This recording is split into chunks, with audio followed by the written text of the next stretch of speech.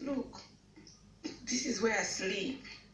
This is where I'm sleeping every day. It's been happening all night. Water leaking through the ceiling and into a bucket on the bed. These were the conditions endured by one asylum seeker in Liverpool. When someone flushes the toilet upstairs, when they flush it, the water comes out from there and it goes over the carpet. Joyce sent in the video of her dripping ceiling.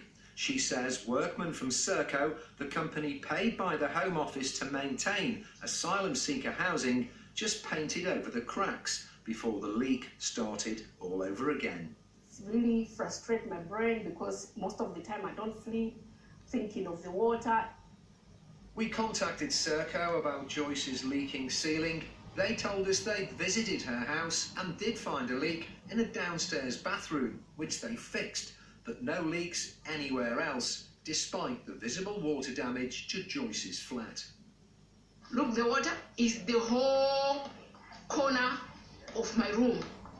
A few days later, it seems Joyce's ceiling was leaking again, so we went back there, this time with Andrew Broadhurst, an independent building surveyor.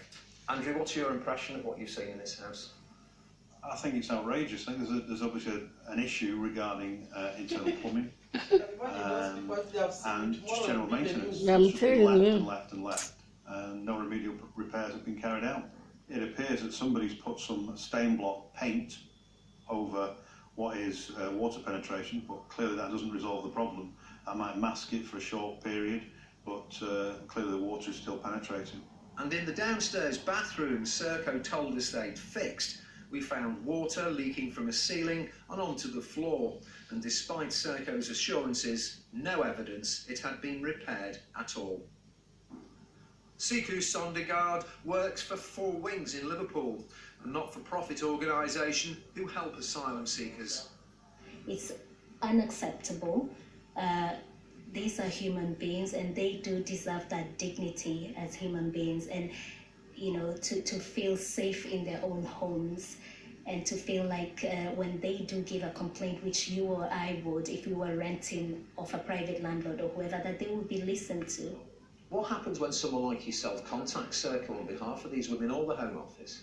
It's very hard to find someone that you can actually speak to about these issues, and we have tried and we're told, well, that's a housing issue, we don't deal with that, we deal with immigration. So there's no one really you can go to and say, hang on, what's going on?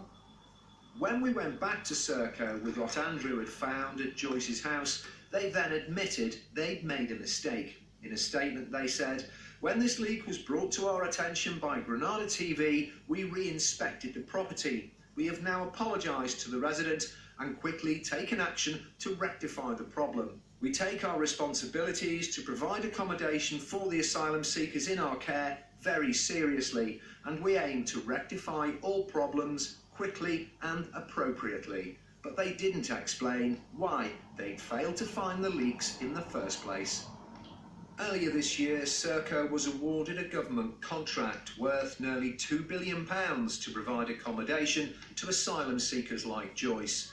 She's now hoping that in future, others in her position won't have to rely on the likes of Granada Reports to step in and convince Serco to keep their housing up to scratch.